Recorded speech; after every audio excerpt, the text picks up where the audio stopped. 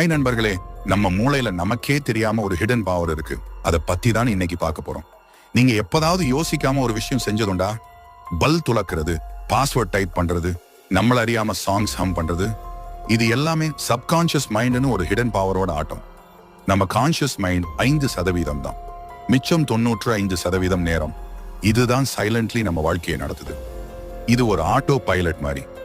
நீங்க ஒரு விஷயத்தை ரிப்பீட்டடா பண்ணினீங்கன்னா அதை பழக்கமா மாத்திடும். அதுக்கு டைம் கான்செப்டுமே இல்ல.